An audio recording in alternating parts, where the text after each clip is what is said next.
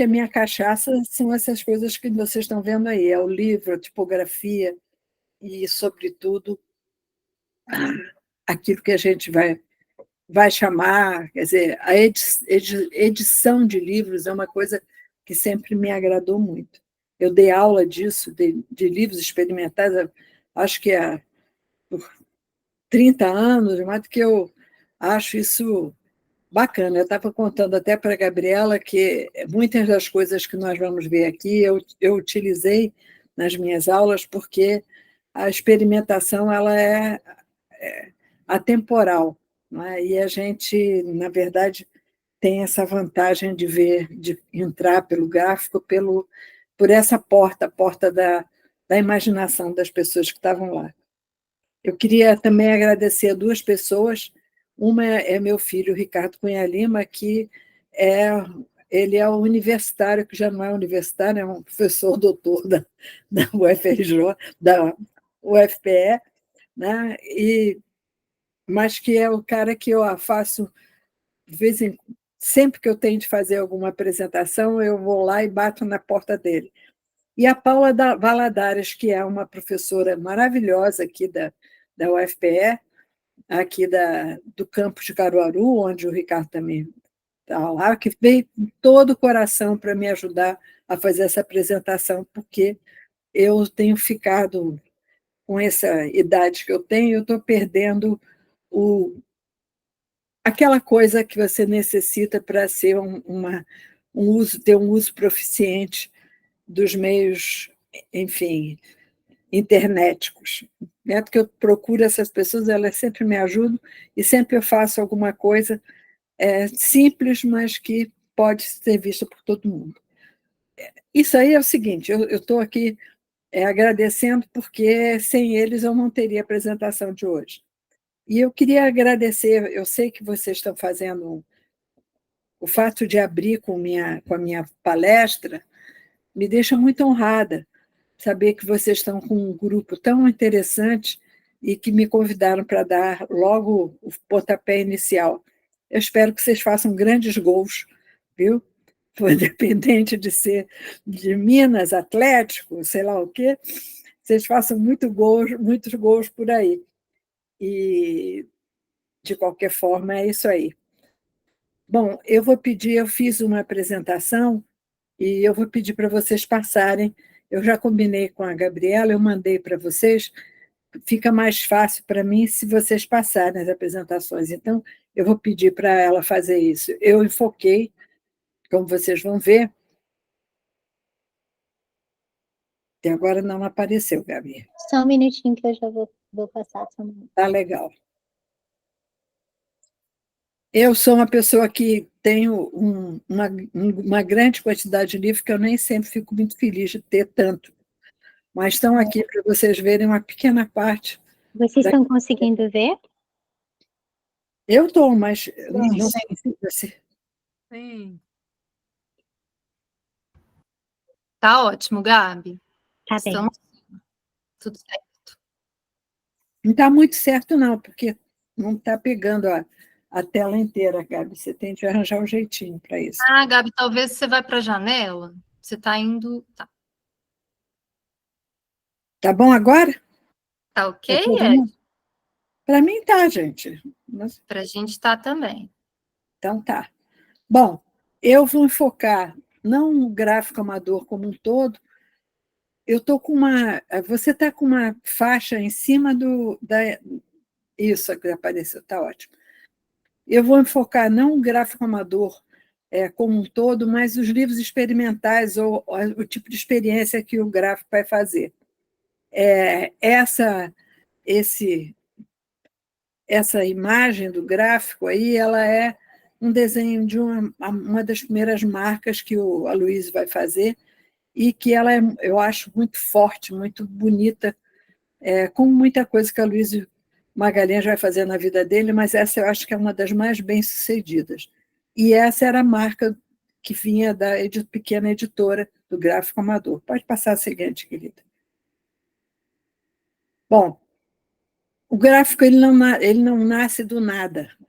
Ele nasce, na realidade, de uma experiência que estudantes de direito tiveram, sob o comando do Hermílio Borba Filho, que é esse senhor que está no meio de bigode, no meio de todo mundo, não é o quarto, tá? De qualquer lado que você olha, é o quarto, que era uma pessoa de teatro que levou essa quantidade de jovens.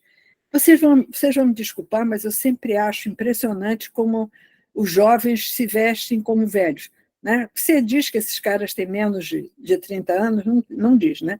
Porque eles estão, menos o Hermilo, que já era um homem mais velho, eles estão vestidos de um tal jeito que a gente imagina que eles sejam, na verdade, muito mais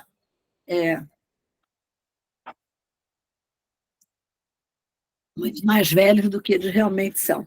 Então, essas pessoas que estão reunidas aí, o primeiro é o Aloysio, o segundo é o Ariano Suassuna, o terceiro é o Gastão de Holanda, o quarto é o Hermílio Borba Filho, tem dois que certamente são importantíssimos, mas que eu não sei quem são, e, por último, o Zé Laureno de Mello. Essas pessoas fizeram teatro. O teatro, o Hermílio teve... Pode passar o slide seguinte? Pois é, ele fez um teatro do estudante, o Hermílio, na base, no mesmo, vamos dizer, modelito, uma influência direta da Barca, do Lorca, na Espanha, que era apresentada em lona no meio do público, não sei o quê, sem pagar, o teatro que eles apresentavam, inclusive, era muito um teatro medieval e tudo. E ele fez isso aqui no Recife, o Hermílio. Ele pegou esses estudantes entusiasmadíssimos e fez com eles uma série de apresentações públicas, usando lona de circo e apresentando Sófocles para o público de Casa Amarela, quer dizer, nada de... Era um público absolutamente popular, não se pagava, era um trabalho lindo que essas pessoas fizeram, e esse foi o grande antecedente, porque reuniu essas pessoas, estimulou muita gente a escrever. O próprio Gastão de Holanda ganhou um prêmio já por um romance, quer dizer, deu tempo para eles se maturarem tudo. E desse pessoal que estava nesse grupo da Escola de Direito que eu mostrei para vocês ali, ninguém foi para a advocacia.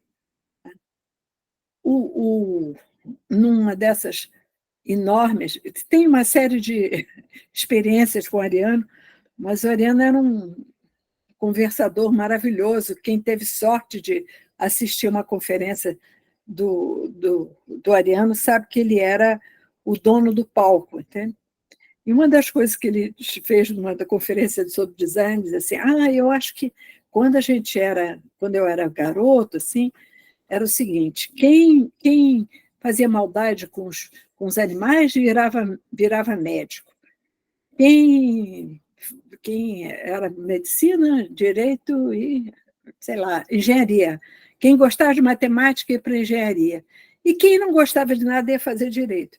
Então, mas se tivesse, na minha época, tivesse design, eu ia fazer design. Aí chega e faz aquela grande questão. Mas eu acho que eu teria vergonha de fazer um curso com nome em inglês. Você pode imaginar. Ariano não pregava botão sem fazer uma maldadezinha com a gente. Mas a verdade é que muita gente foi fazer direito por uma questão assim de ter uma formação superior. Dessas pessoas, você tem um grupo que é um grupo de pessoas da elite, dessas pessoas que vão para fazer o gráfico, que são o próprio Ariano, que era o cara do sertão, representante das forças do sertão aqui no Recife não, no Nordeste, né, porque ele é paraibano, e o sofisticadíssimo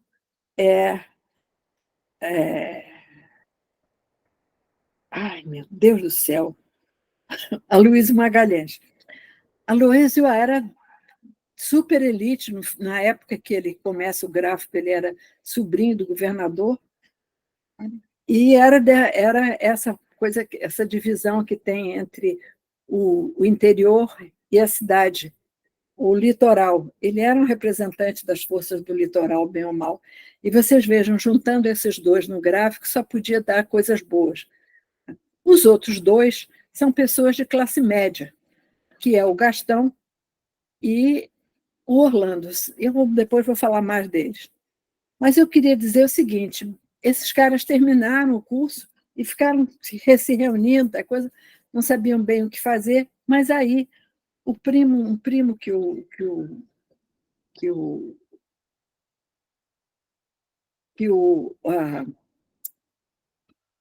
Aloysio tinha, chamado João Cabral de Melo Neto, você sabe quem é, né? Tal de poetinha que tinha aí lá. Ele tinha estava em Recife porque Itamaraty, ele era do Itamaraty e ele tinha sido posto para escanteio durante algum tempo, porque ele era considerado um cara de esquerda. Em pleno Estado Novo, isso não fazia muito bem a pele dele. Mas ele tinha vivido, ele tinha sido trabalhado no Itamaraty, na Espanha. E lá ele criou uma editora particular chamada Os Livros Inconsúteis. Caso vocês não saibam o que é inconsútil, coisa que eu não sabia antes de entrar em contato com essa pesquisa, inconsútil é o nome que é dado à túnica de Cristo, porque ela não é costurada. Então, os livros do João Cabral eram soltos, tinha capa e tinham as pranchas soltas dentro dele. Então, e ele estava aqui, esse monte de cara terminando o curso, sem muito interesse em continuar adiantados para serem advogados mesmo, se reunindo para conversar literatura, tudo mais. Ele chegou e disse: vem cá, por que você não faz uma editora? Eu fiz lá é muito fácil, a gente compra aí uns tipos, uma impressora manual, e vocês vão ver só. E aí ele ensina as pessoas a compor. Caso vocês não saibam o que compor significa, é juntar um tipo no outro para formar uma frase. E aí, passa, querida, seguinte. Isso. Aqui está todo o pessoal do gráfico.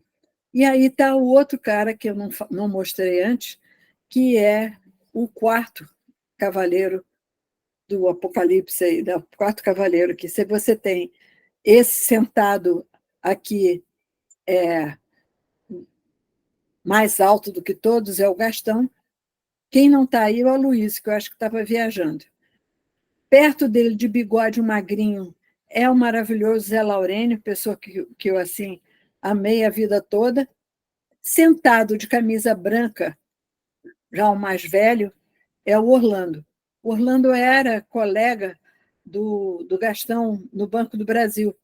Vocês sabem que a classe média, nessa época, o grande sonho das pessoas é fazerem um concurso para o Banco do Brasil. Né? Tem a Ana Meia aí também, né? Está ali sentada, em pé, não está, Ana Meia? Ana Meia está em pé ali no cantinho. Mas era um grupo seleto de pessoas. E essas pessoas eram os... Está vendo? A Ana Meia, ela está em pé de perfil. Você sabe quem é Ana Meia Barbosa, né? Não é possível que vocês não saibam. E aí ela... sei lá, vou ver se eu consigo. Não aparece, não, né? A gente mostrando. Isso. Bom, o que acontece é que essas pessoas eram os sócios do gráfico que tinha sob o comando essas 4 pessoas. Passa o seguinte, querida. Que era o Aloysio, o Gastão de Holanda, o Zé Laurênio e o Orlando da Costa Ferreira. Então, Ariano Suassuna e demais sócios, inclusive a própria Ana Meia Barbosa, e o marido dela, cujo nome simplesmente saiu, estou dando uma volta na minha memória, ele também tinha muita gente da intelectualidade de Recife e que depois vai para São Paulo, vai para outros lugares, faz uma diáspora depois do fim do gráfico. Essas pessoas fazem parte, João Alexandre, o que mesmo? João Alexandre Barbosa. Barbosa, é isso. João Alexandre Barbosa, que é um cara que é importantíssimo como crítico de arte e tudo mais, em São Paulo, na USP. Então, vocês vejam, esse grupo era um grupo de gente muito preparada, e eles, na realidade, eles começam conversando sobre literatura, teatro, foi diretor da EDUSP. Vocês vejam que essa turma que estava aí era a fina flor da intelectualidade recifense da época e que se reunia. Né? Ana May estudou direito? Não sei. Sei que eles se reuniam constantemente, 2 vezes por semana. Olha, a Ana May também estudou direito. Eles se reuniam 2 vezes por semana para poder conversar sobre esses assuntos. Então, tinha pessoas que só conversavam, que eram as mãos limpas, e aqueles que compunham, imprimiam, que eram esses quadros que estão aí, e que eram responsáveis pela editora, que é o Aloísio Magalhães, o Gastão de Holanda, José Laureno de Mello e Orlando Costa Ferreira. O Ariano, ele era um sócio permanente, era bem amigo dos 4 ali. O Orlando é que era um pouco mais velho, porque, como eu disse para vocês, o Gastão convidou o Orlando, porque o Orlando era um cara super culto e que trabalhava no Banco do Brasil também. Eu queria dizer para vocês que devia ser uma coisa bem interessante trabalhar num banco com 2 pessoas, feito Gastão e Orlando, né, lá funcionando como funcionário do banco. Eles são especiais. O Orlando depois vai ser o diretor do primeiro curso de biblioteconomia, né, porque ele era um cara de uma cultura enorme e que ajudou muito os outros, porque ele era um pouco mais velho e tinha conhecimentos e tudo, conhecia, tinha possibilidade de comprar livros estrangeiros e tudo. E o Aloysio também era um cara importante nisso, porque ele já vinha com uma experiência anterior de trabalhar com cenário, figurino, e ele era um pintor. O Gastão é que era, na realidade, escritor, e Zé Laureno era um poeta excelente, com muito pouco publicado. Eu acho que deve ter um nome especial para esse tipo de figura, como era o Zé Laureno, porque ele era um poeta bissexto. Mas ele era, vamos dizer assim, a pessoa desses que estão aí. Eu não conhecia o Orlando, conheci os demais, mas o Zé Laurênio era uma pessoa de uma doçura extraordinária. Toda vez que eu falo do gráfico, é com ternura que eu lembro do Zé Laurênio. Bom, então tinha as mãos limpas e as mãos sujas. Eu vou mostrar para vocês. Passa o seguinte, querida. É o seguinte, como é que eles financiavam? Eu fiquei pensando, o que eu posso dizer para as pessoas que estão interessadas em livros experimentais, de que maneira uma pequena editora dessas, de pessoas que não tinham chances de publicar no exterior não, no Brasil, no resto do país, ou como é que elas conseguiam dinheiro para fazer essas coisas, sabendo que nem todos eram ricos? Que eles faziam? Eles financiavam através do que eles chamavam de cartas de indulgência. Eles tinham... as pessoas iam para o gráfico como uma espécie assim, de um lugar que atraía os intelectuais de outros países e de outros estados, quando vinham aqui para o Rio, ou aqui para o Recife. Então, eles tinham muitos contatos, né? Sem falar, né? Então, o que acontecia? Essas pessoas se associavam ao gráfico. E esses sócios, que não eram sócios que estavam presentes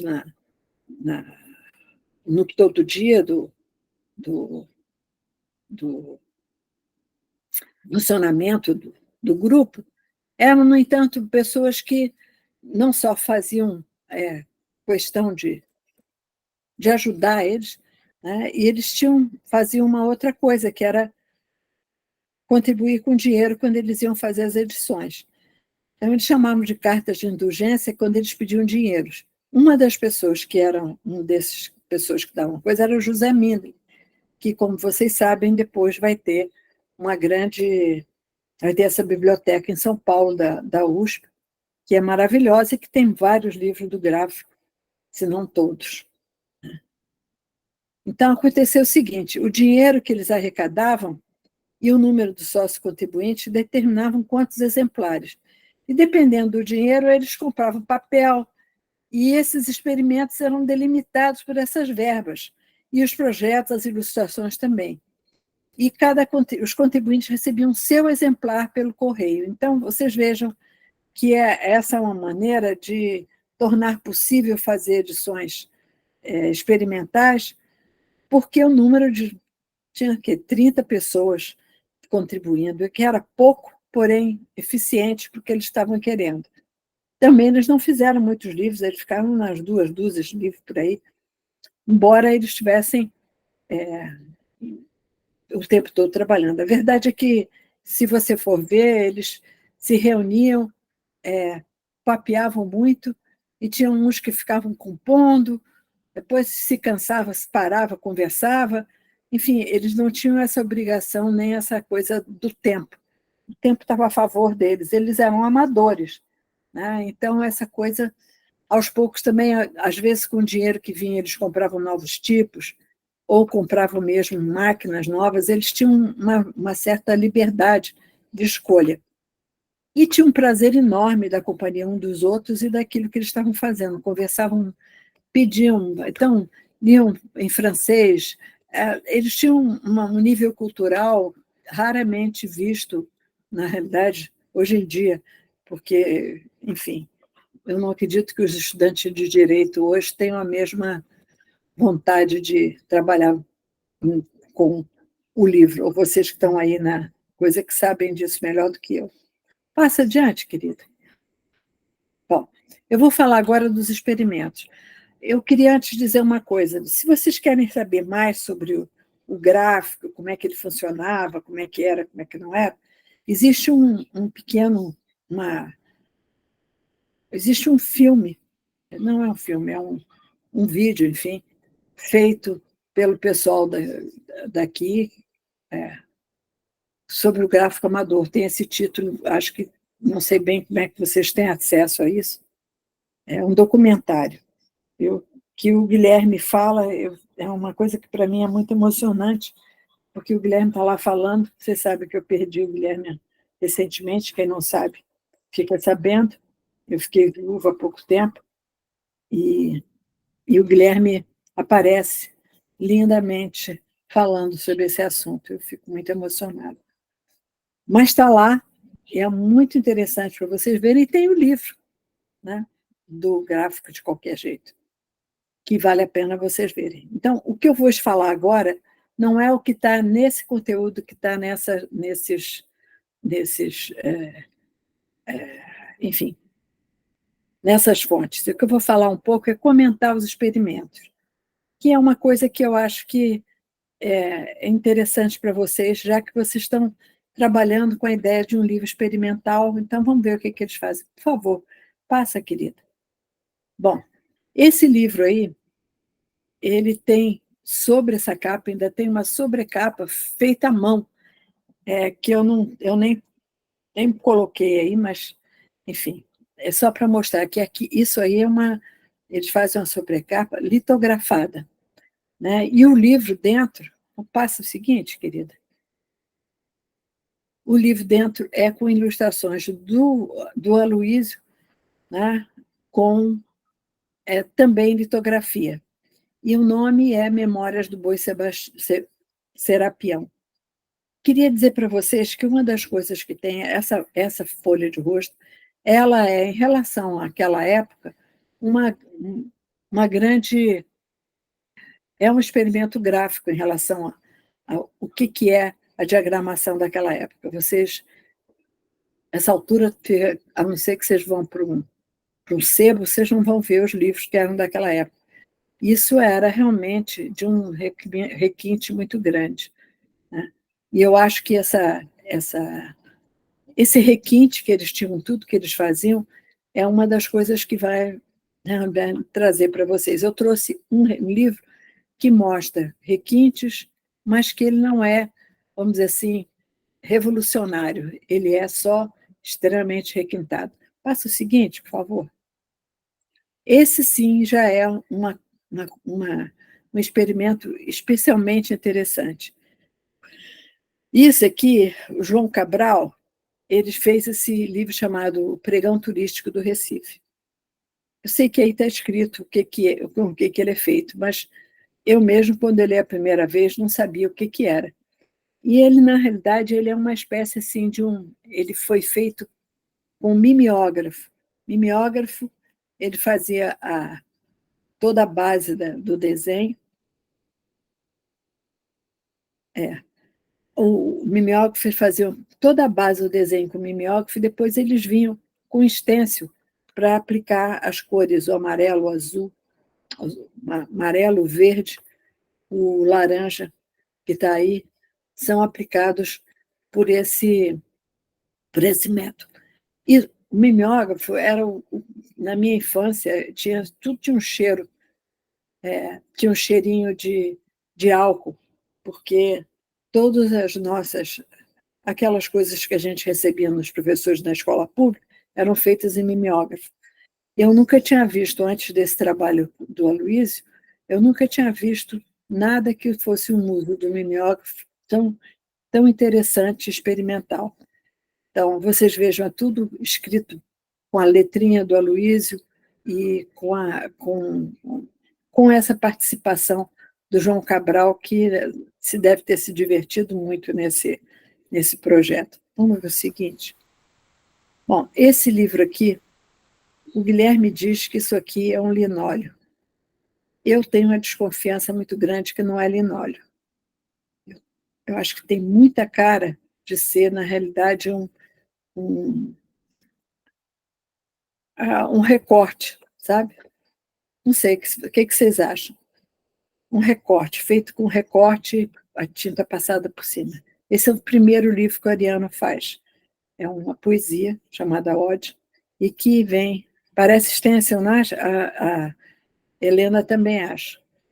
Quer dizer, é um stencil, quer dizer, o que é um stencil? Pelo amor de Deus, eu espero que vocês, sendo experimentalistas, já saibam. Você corta e passa tinta. Embora o Guilherme diga que isso no livro dele, ele diga que isso aí é uma estilo ou uma linha ou gravura, eu tenho a leve impressão de que era recorte. Então, fica aí para vocês que, se tiverem a oportunidade de ver o livro em mãos, porque esse livro eu não tenho. Então, eu não tenho certeza do como é que é o método. Mas é isso. Você vê que eles estavam cortando, recortando, fazendo uso daquilo que eram as técnicas que não se usava para fazer os livros na época. As fontes são preservadas, está vendo? Ela também está vendo? Todo mundo aqui, o pessoal está concordando comigo. Essa mulherada toda entende desse assunto, né? Vamos ver o seguinte, por favor. Esse livro aqui já é um livro que... Essa aqui eu botei junto, mas porque é uma experiência completamente diferente. Você veja que é uma questão de uma série de imagens. O fundo do papel de fundo é amarelo e a impressão é em cores, em cor, né? No caso, é sei lá, um marrom. Né? E esse aqui, o que acontece? O Gastão fez um trabalho de concretista com isso, tá certo? E essa questão, ele não fez a mínima intenção de ilustrar o burro de ouro, tá certo? Ele foi um projeto visual que tinha essa cara. Esse também é uma maneira de trabalhar que é muito experimental, e geralmente as pessoas se prendem ao tema para fazer as suas capas, não sei se vocês concordam comigo, mas ele, enfim, voou. Esse livro é interessante também, porque foi a primeira vez o Gastão resolveu fazer alguma coisa que fosse, enfim, para dar dinheiro, né? Transformar o grafo numa coisa mais rentável. E aí fez os livros de ouro, e esse livro aí, que é o texto dele, é até muito interessante, mas aconteceu o seguinte, o caminhão que levava os livros para distribuição no Rio e em São Paulo virou na estrada, e ele perdeu toda a edição, praticamente, ficou com pouquíssima. Eu acho que dá para entender que não era para ser, né? Coitado. Mas está aí, vamos seguinte. Esse eu trouxe para vocês, porque esse é o famoso clichê de barbante. Eu acho que muitos de vocês já ouviram falar nisso. Esse clichê, eu fiz algumas experiências que são assim: você pega um taco de madeira, desse fazer estilogravura, e cola, com essa cola, vamos dizer assim, que se faz lombada, enfim, essa cola que é cola de gráfica mesmo, você cola o barbante de tal maneira que ele fique tridimensional, entende? E aí você imprime isso como se fosse uma gravura.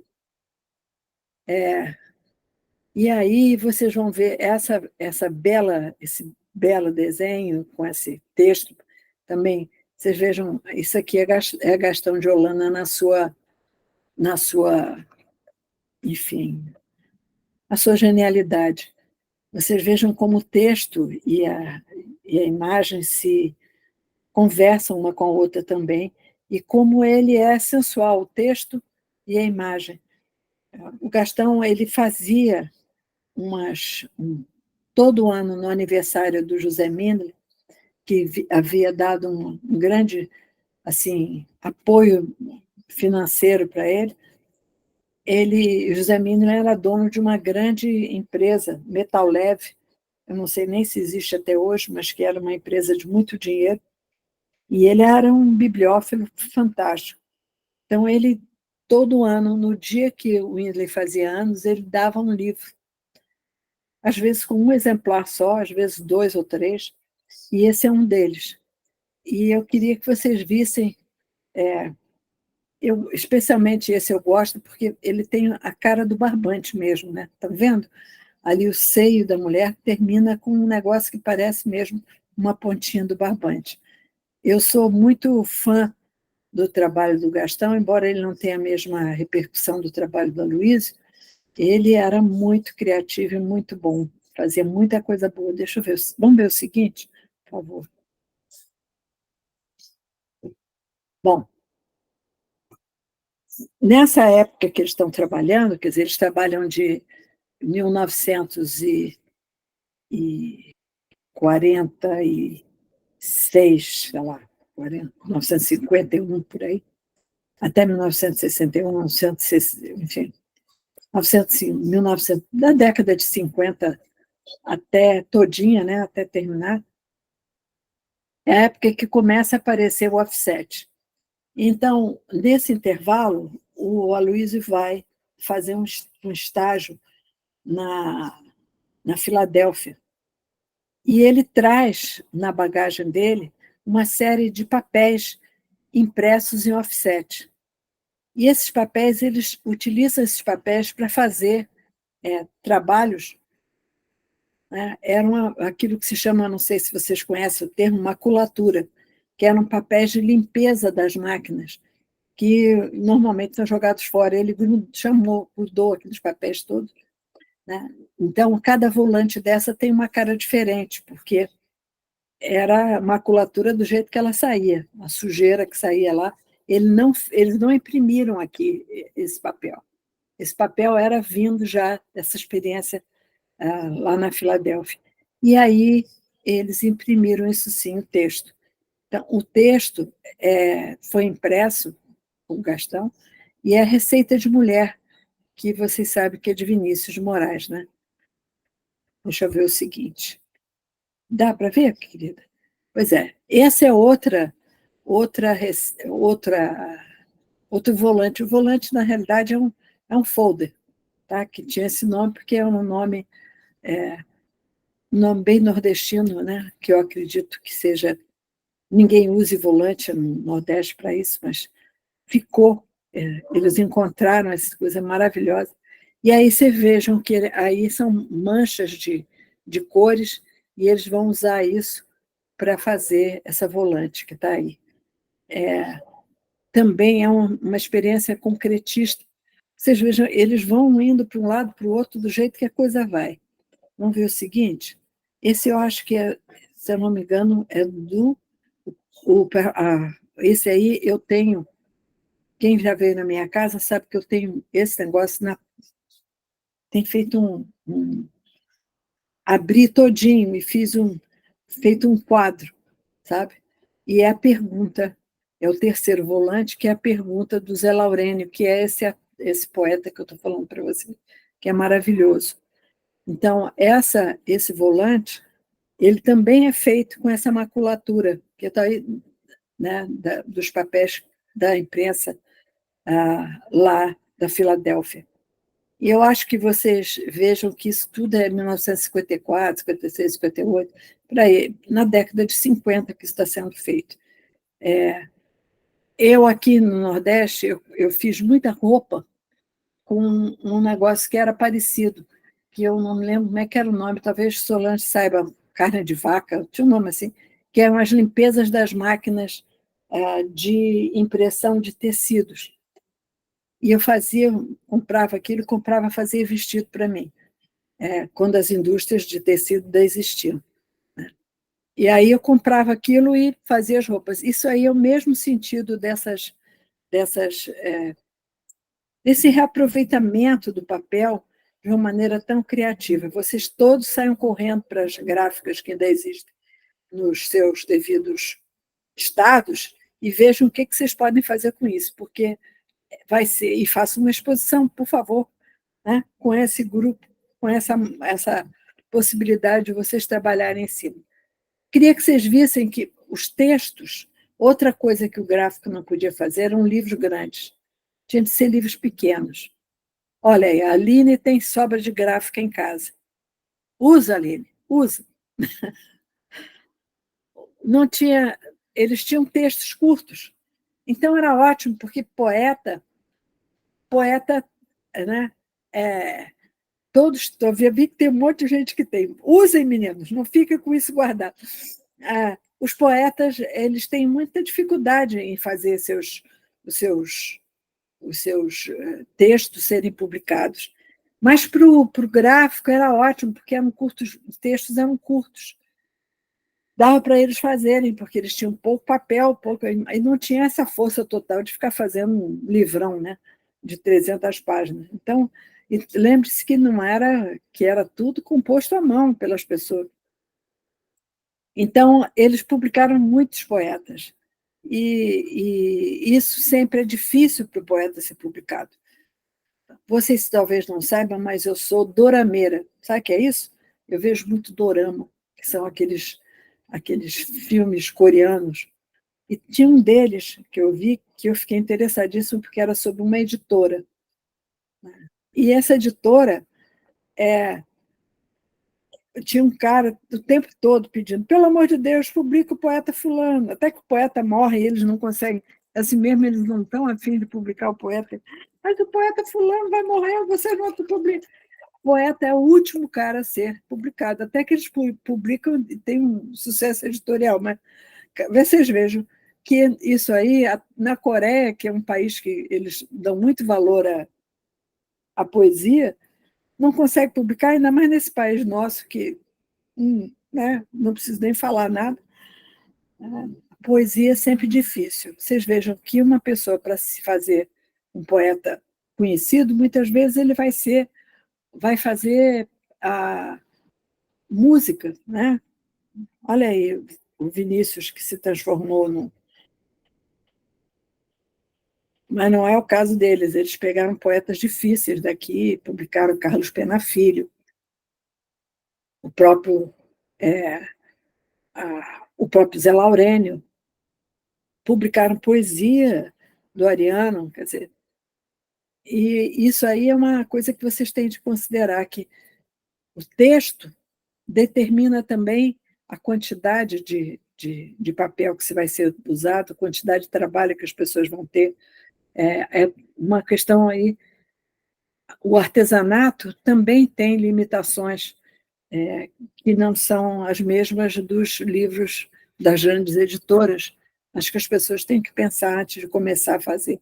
Passa para o seguinte, por favor.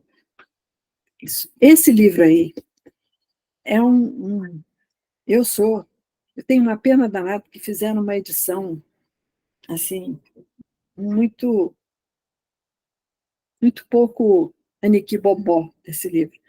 Porque Aniki Bobó é o seguinte: o Aloysio viu um filme português chamado Aniki Bobó. E ele, a partir desse filme, ele fez uma série fez umas imagens muito bacanas. Aí chamou o João Cabral e disse: olha só, eu vi esse filme, fiz essas imagens, o que você acha? Aí ele falou: que ótimo, vou escrever um texto para isso. Então, em vez de ser um livro escrito, ilustrado por uma imagem, é um livro imagético ilustrado pelo texto. Olha que coisa, tem coisa mais experimental que isso, gente? Está aí os dois primos juntos para mostrar para a gente que existem coisas novas. Olha que beleza de capa, certo? Vocês vão dizer, é modernismo. Será que é modernismo isso? Ou é uma coisa, eu diria que não tem tempo, é atemporal. Vamos ver a página seguinte, que eu acho que se eu não errei. Olha aqui como é que era. Ele, aí no caso, também é aquele mesmo sistema, tá certo? De fazer usar o cordão, né? O clichê de barbante, misturado com stencil, tá vendo? É um livro lindo. Eu apareceu agora na estante, essa estante virtual, não sei o quê, um conjunto de livros do gráfico amador pela módica quantia de R$ 6.000. Eu não sei, fiquei até pensando, será que eu agora vou poder vender aqueles livros que eu amo tanto? Devo vender, não. O preço está muito bom. Mas esse é lindo, esse livro é uma graça, uma coisa assim especial. Então, mesmo que você não goste da capa, vale a pena para poder ter essa beleza toda em casa. Dá uma olhada nesse Aniki Bobó que saiu, que não é essas horas do Brasil, não, mas tem o livro todo lá dentro, em facsímile, que vale a pena você ver. Vamos ver para o seguinte? Bom, o Aloysio, depois que ele voltou dessa experiência lá na Filadélfia, ele fez uma opção de coisas. Rita, está 9.200. Que horror! Eu acho que eu vou vender mesmo. Brincadeira, não vou, não. Isso é para os meus filhos. Mas a improvisação gráfica, que é esse livro que está aí, ele, em cada página, ele faz uma improvisação, tá? Utilizando diversas maneiras de improvisar, vamos dizer assim, e, sobretudo, com textos diferentes. Ele usa textos estrangeiros, textos brasileiros. Enfim, ele solta assim a franga para esse negócio. É muito interessante esse livro. Eu não tenho, não. O que eu vi era do João Leite, né? Que também é outra pessoa que tem um trabalho muito interessante, inclusive tem, não sei se vocês viram, como é que é o nome? Intervenção a Luiz Magalhães, que é do Itaú, que vale a pena vocês verem, que tem muitas dessas coisas para vocês olharem.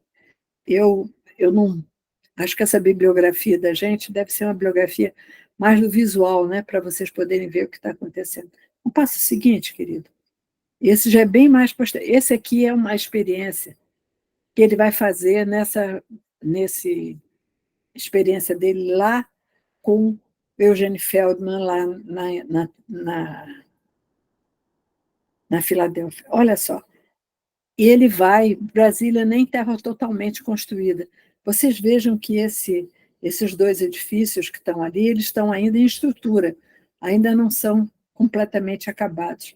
Ele faz isso, e o Eugênio Feldman vai com ele para Brasília, e tem uma cena de um filme que eles fizeram, que é um elefante andando. No, desapareceu a imagem. Um elefante andando no cerrado, que é absolutamente estonteante.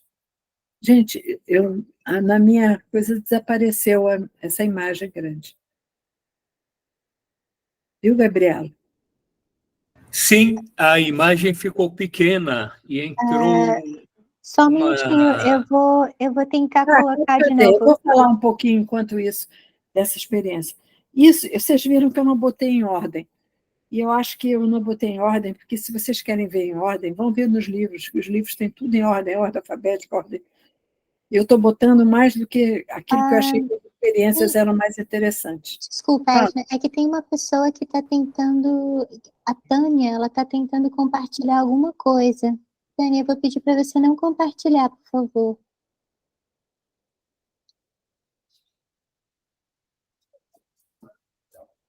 Tânia, não compartilha não, querida. Está atrapalhando a apresentação.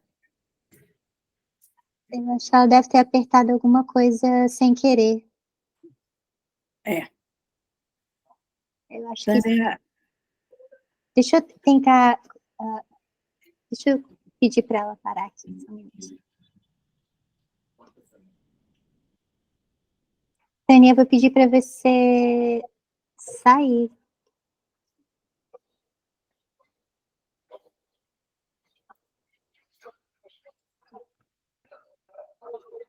bom, deixa eu continuar falando, para não ficar esse buraco. Eu vou compartilhar aqui, só um minutinho. Tá certo.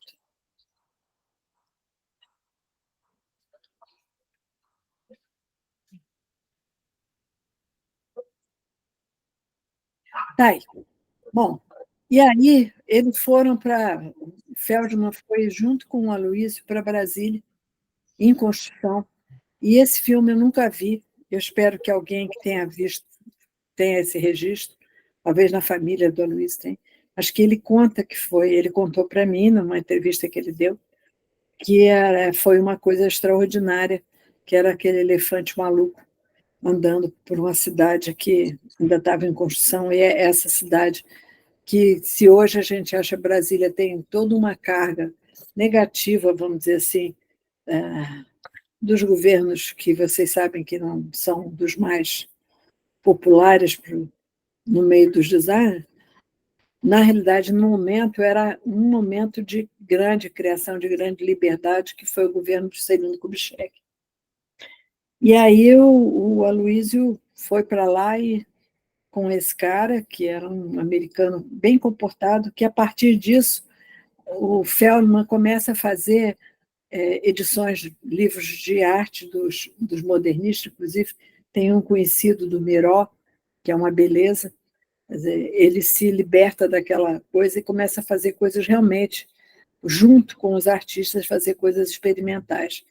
O Feldman, vocês depois podem procurar pela internet, que tem muita coisa dele, naturalmente, que são maravilhosas. Esse livro é lindo. Eu vou mostrar mais uma página dele. Mostra aí, por favor. Esse aqui é o segundo, é Doorway to Portuguese.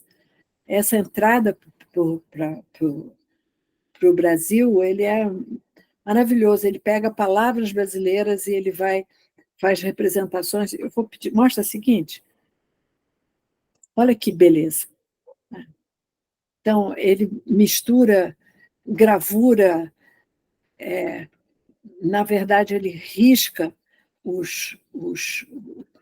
isso aí acho que ele riscou um negócio de, como é que se diz, um fotolito, tá? E mistura isso com tipo, olha, viu, gente? Muita coisa por aí para vocês. Fotolito, um fotolito, ele riscou o fotolito e fica do lado do... Ele está usando aquilo que é, vamos dizer assim, tradicional, que a gente utiliza de uma maneira que os designers utilizam sem pensar muito. Ele utilizou de uma maneira criativa as possibilidades do offset, com fotolito e tudo mais. É um trabalho, nesse momento de passagem de uma maneira de imprimir para outra, ele fez um exercício criativo fantástico. Então, passa o seguinte. Bom, o gráfico acaba em algum momento, né? E aí o Gastão e a Cecília Jucá, que é a mulher dele, fazem uma série de experimentos. Esse aqui, ele é também um experimento desse que é o substrato aqui é diferente. Eles pegaram uma série de cartazes de rua que tem esse como é que chama o nome disso? É um outdoor, exatamente. Um outdoor que tem essa coisa estourada, essa retícula. Obrigada, Cláudio. A retícula estourada, né? E aí ele pega isso e imprime, né? Cada página ele imprime essa mesma frase, que é a inelutável qualidade do visível. E é interessante porque nenhuma página é igual à outra e nenhum livro é igual ao outro. Tem uma edição pequena, mas nenhum livro é igual ao outro. É um momento, eu tenho a impressão que hoje em dia ninguém mais vai conseguir uma coisa como essa, que os outdoors não são impressos com esse tipo de tecnologia, mas que você vê que isso é um cabelo de uma mulher, uma coisa assim, e é a qualidade do visível mesmo que ele está falando. Eu gostaria que alguém aí mais culto do que eu me dissesse que eu sei que isso é uma citação. Eu não sei de quem é, não. E gostaria que vocês me dissessem. Bom, vamos para o seguinte. Esse livro aqui, o Carlos Drummond, o Carlos Drummond de Andrade fez uma série de poesias eróticas. Tá? E ele tinha muita vergonha disso, porque o Carlos Drummond de Andrade era, como é que eu vou dizer, um erótico escondido, não? Uma coisa assim. E aí ele fez, olha só, mais uma vez, poesia, e aí e quando ele morreu, ele permitiu que se fizesse uma edição, quer dizer, ele deixou claro que não se podia fazer enquanto ele fosse vivo, mas depois que ele morresse, era proibido, não era mais proibido fazer. E aí ele faz, numa desses, o Gastão escolhe um desses dias, que é aniversário do Mindley, e faz esse livro aí. Olha, vocês vejam que esse aí é uma aquarela. Olha que beleza. É o amor natural. Vamos ver o seguinte, que vocês vejam que é mais explícito. Não teste de Rorschach, tá? Que naturalmente lembra alguma coisa feminina, né? E ele vai fazendo isso aqui e ali, é uma beleza, né? E eu sou assim meio suspeita, porque eu gosto muito do trabalho do Gastão, acho que o Gastão é um cara que não alcançou, vamos dizer assim, fora do grupo pequeno que ele frequentava, ele não alcançou a fama que a criatividade dele merecia. Vamos ver o seguinte, por favor. Bom, esse é um outro livro dele, vocês vejam que não se pode dizer que o Gastão seja um sujeito tímido, né? O Recife Estrangulado também é outro momento da criatividade dele, isso já ele misturando o autor e o designer. Tá? Vamos ver o seguinte. Bom, aí é um obrigado, e sem dúvida que eu preciso fazer, nesse obrigado eu tenho de fazer uma homenagem ao meu querido Guilherme. Né? E esse livro que eu aconselho vocês a para poder conversar melhor sobre esse assunto que nós estamos falando aqui. Sobretudo porque eu passei muito por cima do gráfico propriamente dito, para poder me deter nos livros que estão fazendo assim. E eu agradeço, sobretudo, os coraçõezinhos que estão surgindo aí, que eu não sei fazer isso, mas eu sempre tenho vontade de fazer. Tá bom, gente? Muito obrigada por tudo e estou esperando que vocês conversem comigo sobre esses assuntos.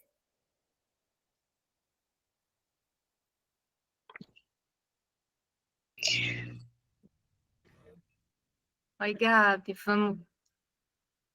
Nossa, muito emocionante, Edna. Quanta coisa, Tanta Oi, coisa. Aline. coisa. Muita A coisa. Aline está aí. Oi, querida, boa noite, boa noite. Problemas Boa noite. técnicos, mas cheguei, estou aqui. Pois é, eu Nada espero que- que vocês tenham gostado. Vocês vejam, eu não quis me estender demais, mas eu tenho certeza que se vocês forem no livro do Guilherme, sobretudo essa edição ilustrada, vocês vão encontrar muitos outros exemplos desse tipo de trabalho criativo que esse pessoal tinha. Pouco dinheiro, minha gente, muitas vezes leva a gente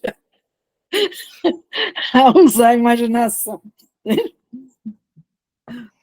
Mas eu acho que uma coisa muito legal que você trouxe para a gente hoje, eu acho que todo mundo vai concordar aqui, é que você trouxe o seu olhar, e isso assim, mesmo a gente lendo e a gente conhecendo o trabalho, né, a pesquisa do Guilherme no gráfico amador, você trouxe aspectos e observações e comentários que enriqueceram muito, principalmente na parte da experimentação, né, que é algo que particularmente a mim, como artista e pesquisadora, me interessa muito, né, e dizer que eu experimentei fazer também a questão do clichê, que dá para fazer no papelão Paraná, que não precisa fazer na madeira, mas no papelão Paraná, naquele mais grossinho, dá para fazer, super funciona, fica muito bom. Né? Mas Gabi, o que acontece é o seguinte, eles faziam nesse tipo de coisa porque eles ficavam na altura para você imprimir ao mesmo tempo o texto em tipografia e a imagem, porque a grande vantagem do tipo da tipografia é você poder imprimir alguma coisa que seja em relevo. Então, você, para poder ter altura, o papelão ele não vai te dar altura para você imprimir. Então, se você for imprimir ao mesmo tempo texto e imagem, você vai ter de altear esse papelão para ficar na altura dele poder ser impresso ao mesmo tempo que o texto em tipografia. Ele estava trabalhando principalmente com tipografia e não com a gravura propriamente dita, está entendendo? É essa a questão. Você fazer livro experimental, você pode fazer separadamente, lógico, mas eles estavam trabalhando em conjunto. É uma questão técnica um pouco diferente dessa que nós estamos falando aqui. Eles eram mestres em trabalhar essas duas coisas juntas, entende? Agora, você tem toda a razão, não tem por que você não... Você pode fazer do jeito que você quiser, mas, aliás, para fazer experimental, tu faz do jeito que quiser mesmo. A Helena fez uma pergunta. Não, Helena, eu não impermeabilizei, não. Eu usei direto o papelão até... Chega uma hora que o papelão fica super saturado, né? E aí você tem que... Ele tem um tempo de vida só. Tá. O Gabi, tem alguns comentários, exatamente perguntas. Aí tem obrigada, pessoal agradecendo pela experiência. O Cláudio, magnífica. Você está lendo, Edna? Já li o bocado, não apareceu mais não. Eu tenho a Gabriela. A Solange levantou a mão aí para falar. Aí eu estou vendo se tem outras anteriores, Gabi, para a gente, né? Para ver se tem alguma aqui. Mas acho que não, né? Não. O Lud Laurentes deixou uma professora aqui da Federal de Belândia, a Edna, e ele deixou um comentário bonitinho. Muito obrigado pela aula. Cheguei atrasada, mas os meus olhos estão encantados com o que viu e ouviu. Mas de perguntas, eu acho que não, né, Gabi? Aí tem a Solange que levantou a mão. Fala, querida. Vou te falar, Solange, por favor. Meu amor, eu queria só que você complementasse que com a Minigraph, né, a tipografia que era do gráfico, né, ficou na Escola de Belas Artes da universidade, e a continuidade disso, né, o que a gente tem hoje. Eu não quis muito fazer propaganda própria. É o seguinte, o Gastão, ele fez um curso maravilhoso de, de artes gráficas que muitas das pessoas que hoje estão, inclusive, por exemplo, o Peixe, que é um designer conhecido aqui de Pernambuco, ele fez o curso dele, a primeira vez que ele entrou numa gráfica foi sob a batuta do Gastão de Holanda, que deu uns cursos maravilhosos, né? E aí acontece o seguinte, quando ele saiu, ele foi para o Rio de Janeiro, né? Ele teve o que eles chamam a diáspora dos gráficos, porque tem uma tal de Revolução de 64, como se chamava na época, todo mundo saiu daqui. E aí, essa altura, o Gastão tinha um escritório de design, que era a Minigraph, no qual outras pessoas se formaram também. Acho que Solange, quando era menina, ia para lá também para fazer enfim, era a diversão dela que deu no que deu Solange Coutinho na história toda. Mas aí eu vou te dizer o seguinte, aí ele pegou essa gráfica e doou para a Escola de Belas Artes. Aí, naquilo que eu acho que é o Casarão de Benfica, hoje em dia, era onde funcionavam os cursos de design. Quando eu vim para cá e fui fazer o curso de design, porque eu sou formada em Pernambuco, e não sou formada em design, sou formada em comunicação visual, eu cheguei lá num casarão antigo, lindíssimo, fui dar uma olhada no que tinha, e no porão, abandonada, assim, tudo arrebentado, não sei o quê, tinha uma gráfica. Uma gráfica, não, uma tipografia. E aí eu fui perguntar o que era e fui saber, então, que aquilo era a tipografia do gráfico amador, que eu também não sabia o que era, e que tinha sido doada para a Escola de Belas Artes. Então, a partir disso, eu passei a me interessar por essa tipografia e recuperei ela com os alunos, com a ajuda dos alunos, comecei a dar aula, e depois a gente se transformou. Solange, você que é da minha primeira turma, a gente ainda deu aula, você ainda teve aula dentro da gráfica lá você já foi no CAC que você teve aula? Não, a minha turma foi a turma que você levou a tipografia para o CAC e a gente foi limpar os tipos, desempastelou tudo. Essa foi, você vê, o primeiro trabalho que eles fizeram, não tinha criação nenhuma. Era só trabalho duro. Vamos lá limpar esse material. Mas aí teve uma ela enchente na década de 70 e a gráfica ficou toda coberta de lama. Então, a minha turma foi a turma que fez o desempastelamento, a gente limpava os tipos. E foi assim. Agora, eu era menina e minha irmã fez o curso de Gastão de Holanda, o Ney de Câmara, e ela me levava. Então, eu tive a honra de conhecer, inclusive, o impressor Cunha, né? Pois é, quando nós passamos para a gráfica, eu não, até hoje, eu não sou boa nem de imprimir, nem de compor. E aí eu pedi ajuda para o Cunha, que tinha sido o impressor do gráfico, e ele me disse, olha, eu não vou fazer nada, porque eu estou aqui enfim, na editora universitária, mas eu tenho o meu irmão, que é um garoto que está querendo fazer alguma coisa, e foi aí que a gente ganhou de presente o maravilhoso Maciel, que é o que ensinou a todos nós o que nós sabemos da prática de gráfico, e que hoje ele é um avô, mas ele começou como garoto mesmo, comigo, me ensinando e me ensinando os alunos e acompanhando as pessoas. Ele é uma pessoa essencial para o funcionamento dessa gráfica que passou. Eu dei aula nela, depois Solange deu aula nela, depois voltei a dar aula nela, Depois ele está atualmente com a Isabela Lagão, que também transformou isso já não é mais só uma gráfica, é um laboratório de gráfica da universidade, né? Eu acho que, e o tempo todo, esse anjo, que é o Maciel, que nos ensina a trabalhar. Essa altura, a Isabela já sabe, né, compor e imprimir não é tão fácil assim, né? Porque a gente tem medo de perder a mão na gráfica, na máquina. Mas eu acho que a gente tem um trabalho aí de anos e anos e anos de dedicação e muito amor no que a gente está fazendo, que eu acho que na realidade, é esse o problema que se precisa, quem vai fazer. Vocês sabem disso, quem vai trabalhar com esse tipo de material tem de amar isso, porque não é pelo dinheiro, não é pela fama, é pelo prazer de viver e amar essas coisas. É isso. Silvio também, a Solange está lembrando aí que Silvio Barreto também. Silvio é um companheiro de muitos anos, né, da minha trajetória também, que trabalhou com a gente no escritório pessoal da gente, tudo. É uma gente muito especial.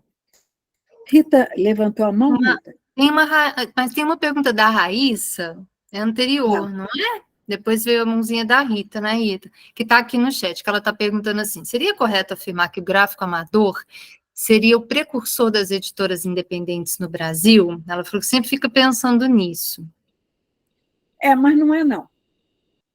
Eu não sei qual é a periodicidade das outras edições, mas tinha em Niterói, tinha o Hipocampo, né? No Paraná, tinha também uma editora desse tipo. O Paraná é mais recente. E, certamente, se você for procurar, em muitos estados devem ter tido pequenas gráficas dessas. O que acontece é que essa do gráfico, ela teve duas pessoas importantes para essa. A primeira foi o próprio Aloysio, que é uma pessoa que virou um professor de design da primeira escola de design do Rio de Janeiro e que é tida como sendo a primeira escola de design do Brasil, que é a ESG. E ele era importantíssimo porque ele fez um escritório fantástico, né? E é um cara que tomava... Ele não era só uma pessoa que que fazia só um designer, mas ele era também um administrador. Ele morreu como ministro da Cultura e ele criou, inclusive, projetos que hoje a gente chamaria de memória gráfica, né? De proteção das fábricas de vinho do Nordeste, vinhos artesanais. Ele era um cara de cultura, muita presença nessas questões. Então, e a Aloysio foi o designer da época dele. São Paulo que me perdoe, mas ele era um designer fortíssimo, que era o outro caminho aqui. E a outra figura é que o Aloysio Solange está lembrando que o Aloysio foi do IFAM, quer dizer, chegou a fez uma trajetória na cultura muito brilhante também. E como designer também. Ele era pintor, como pintor inclusive, ele morreu quando ele estava numa missão para fazer Olinda virar uma cidade histórica dessas protegidas pela Unesco. Ele morreu e ele levava com ele uma série de litografias de Olinda que ele fez para poder apoiar essa reivindicação. Vocês vejam, ele era um homem muito forte. E a outra pessoa que trabalhou e que era importantíssima para a cultura geral é Ariano Suassuna. E era uma mão limpa, tá certo? O que não significa que os outros não fossem tão importantes quanto, mas esses tiveram, vamos dizer assim, um holofote nacional e até, muitas vezes, internacional. E, se você olhar, o Orlando Costa Ferreira tem um livro chamado Imagem e Letra, que quem que for estudar o Nordeste, ou mesmo a história da impressão no Brasil, é indispensável, certo? Vocês estão por aí, está aí para vocês lerem esse livro, que ele é fantástico. Então, mas o Aloysio e o Ariano, eles floresceram, né? O Zé Laurênio, que era uma pessoa que eu sou, assim, a maior doçura do mundo, ele contava que quando o Ariano fez a primeira apresentação dele pública, todo mundo chegou, mas já estava fechado, lógico, você sabe que esses caras eram atrasadinhos. Aí ele estava falando no auditório, estava tudo fechado. Aí eles ficaram lá de fora, quando ele saiu, ele falou: olha, o amarelinho fez sucesso. O amarelinho era ele. Então, ele sabia quem ele era desde cedo. Então, o fato de o gráfico, então, ele fez teve fama por conta das pessoas que estavam trabalhando no gráfico. E essas pessoas acompanharam, o Zé Laurênio acompanhou, enfim, eles não se desligaram, os 4. Se desligou o Orlando, porque o Orlando morreu muito cedo, mas os outros 3 eles continuaram ligados para o resto da vida. Embora o Gastão tivesse brigado com o Aloysio, porque o Gastão brigava muito e o Aloysio, de vez em quando, fazia algumas coisas que o Gastão não gostava. Então, os dois se desentenderam, mas eles eram pessoas que conviviam no mesmo teto, vamos dizer assim. Edna, o Lud Laurenti está falando aqui que tem um filme Super 8 com a... eu perdi. Com a atuação do Aloysio no IFAM. E o nosso chat está cheio de informações incríveis, assim. O chat está uma coisa à parte, né, Gabi? Que ele destacou a tecelagem do Triângulo Mineiro nesse filme. É mesmo? Quando estava sendo construído, pensado, né, o Centro Nacional de Referências Culturais, lá no IFAM, que, infelizmente, foi um projeto que não foi, digamos, foi abortado pela morte dele, né, infelizmente. Mas ele colocou a tecelagem daqui, que é bastante forte. Pois é, você veja, trabalho popular. O Aloysio tem uma posição, ele saiu esses anos de formação dele aqui, né, para um estrelato, vamos dizer assim, com a cabeça dele. Ele não sei se vocês já leram um livro dele chamado E Triunfo. Na verdade, todo mundo estava falando uma opção de coisa, ele falou: e Triunfo? Triunfo é uma cidade do interior daqui, que ele estava interessado que as pessoas prestassem atenção. É a cidade dele, né? Não, ele é daqui. Ele é de Recife. Ele é do Recife? É. Aqui, olha, é esse livro aqui. Esse livro é maravilhoso, né? Você não achou? Ele tem as falas... Porque o Aloysio nunca escreveu um livro. Esse livro recolheram os textos dele. E quem faz isso é o Zé Laurênio, que eu estou te dizendo que Zé Laurênio era um homem de uma generosidade enorme. E ele fez esse tipo de coisa que ele admirava essas pessoas. Ele admirava. Ele também foi ele que fez ajudou lá o pessoal da USP. Acho que foi não sei qual foi. Ele trabalhava na Rocco, tá? O Zé Laurênio, que fez então a edição do Imagem e Letra com ele. Depois maravilhoso. O Orlando fez uma coleção, fez textos enormes, maravilhosos, que inclusive o Almir fez uma análise desses textos sobre tipografia no doutorado dele.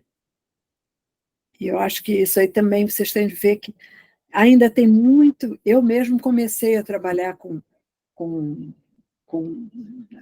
editores de tipo, a partir do trabalho dele em fundidor de tipo. Aí, a partir daquilo, eu fui ver, porque os trabalhos dele não tinham nenhuma... Você não sabia de onde é que saíam aquelas informações. Eu fui atrás das informações, fui atrás disso para fazer um trabalho sistemático. E aí é que eu começo, vamos dizer assim, o chute para eu trabalhar com esse modelo ia ser isso. A Rita está com a mãozinha levantada aqui. Está doendo já a mãozinha, né, Rita? Pode perguntar, Rita. Ainda bem que não é uma mãozinha virtual, né, querida? Ainda bem. Não tem problema, não. Na verdade, Edna, boa noite, né? Boa noite. Eu tenho 2 perguntas, assim. Uma é mais uma provocação, entre aspas, mas a primeira seria sobre o fim. O fim do gráfico amador, se foi algo natural, cada um deles foi para um lado, foi seguir sua vida, como que foi isso? Depois de ter sido preso, né, eu acho que as pessoas ficam naturalmente querendo sair desse lugar e ir para outros, né? Uhum. Com exceção do Aloísio, o Orlando já tinha morrido, mas o Laurênio e o Gastão tiveram experiências desse tipo. Então, eles, na realidade, queriam sair daqui. O Laurênio foi por conta, quem deu apoio para ele sair daqui foi o Aloísio, e o Gastão foi o Zé Mindlin. Sabe? Por isso é que ele era tão grato ao Zé Mindlin assim. Uhum. Mas foi uma época desastrosa, né, para esse pessoal que estava muito atuante, vamos dizer assim, culturalmente.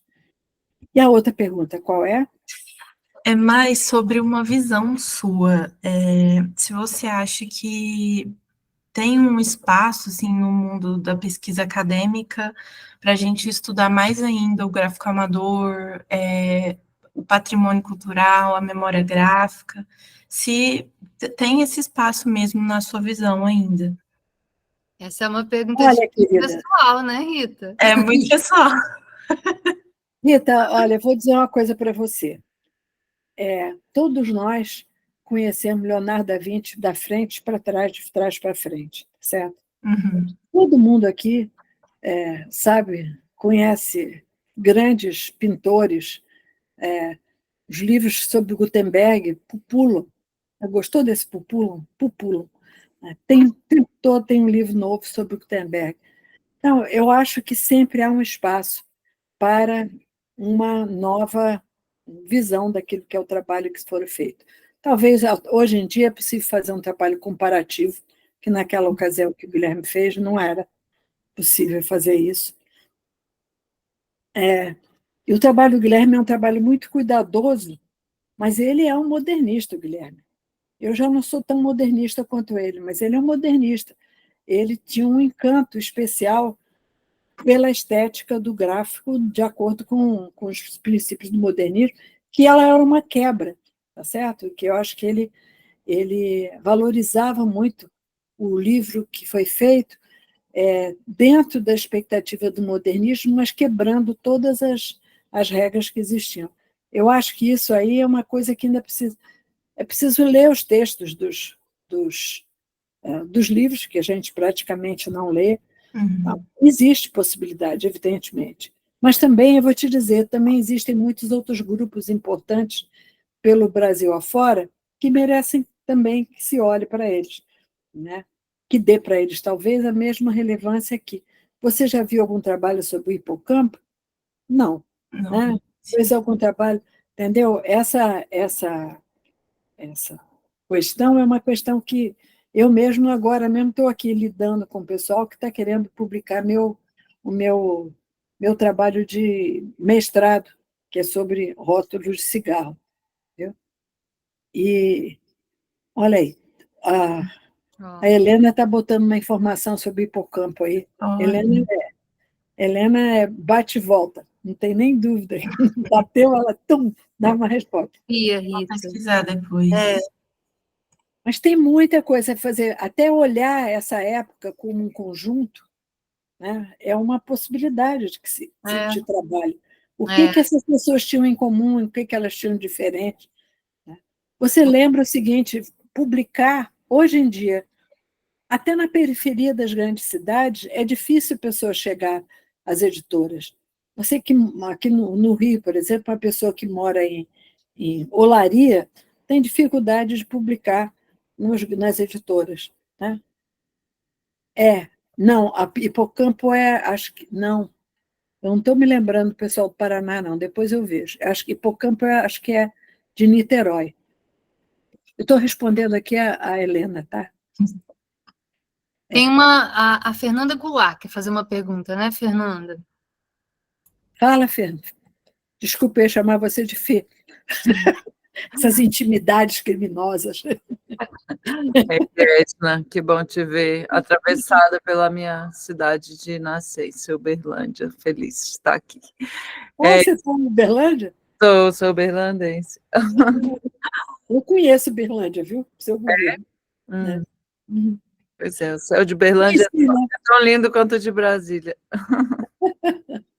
Fala. Edna, é o seguinte, eu fiquei com a sensação assim, de que essas publicações, as últimas que você mostrou, com o outdoor e das experiências do Aloysio nos Estados Unidos, são um outro segmento assim, do gráfico amador, né, que não está tão ligado à literatura, mas mais às artes visuais, né, no que hoje a gente poderia chamar de livro de artista, não sei se naquela época já se falava nessas publicações com essa terminologia, assim, né? Mas eu queria que se você pudesse falar um pouco mais, assim, sobre como é que isso acontecia, assim, porque eu penso no gráfico amador como esse lugar da tipografia, das matrizes alternativas e da publicação de literatura, e nunca tinha feito essa associação, assim, não me lembrava que lá no livro do Guilherme esses livros estavam presentes com o selo do gráfico amador, assim, aí você sabe como é que era, assim, se tinha tiragem desses livros? Olha, eu vou te dizer, a experiência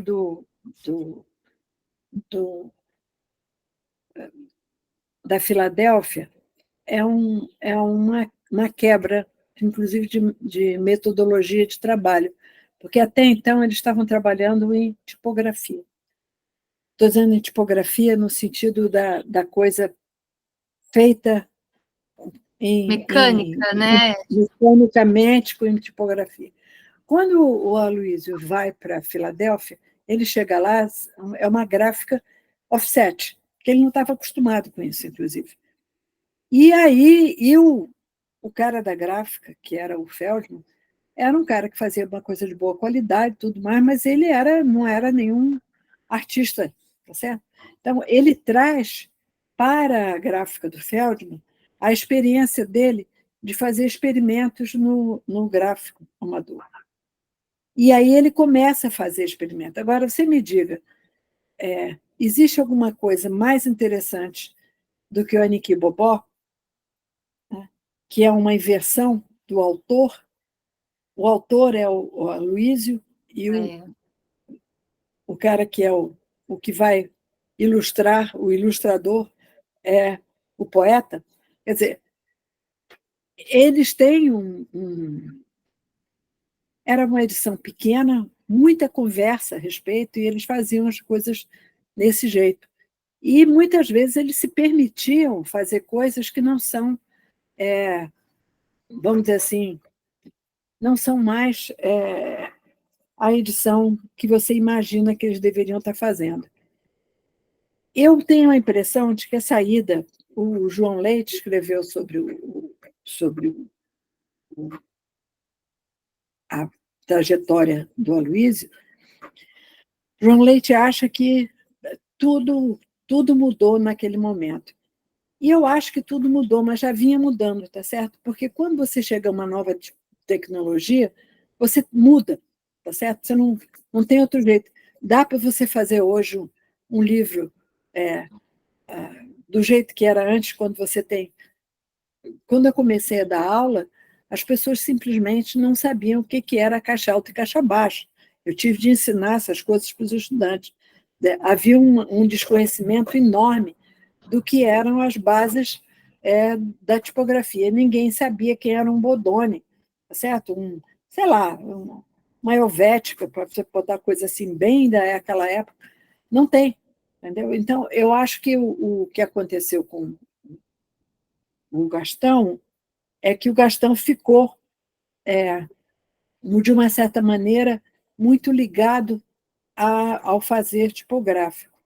E o Aloysio era um artista plástico, já de cara, ele já era um artista plástico, com exposições no MAN, né, no MASP. Então, ele era um artista plástico de carteirinha, está entendendo? E ele sempre tinha feito trabalhos, ele trabalhava no gráfico com o pessoal, fazendo ilustrações, fazendo capas, fazendo isso, e, naturalmente, discutindo a estética de cada um daqueles objetos. Mas ele sempre foi um artista plástico. Quando ele volta e ele traz essas maculaturas, as pessoas começam a trabalhar com aquilo naturalmente, entende?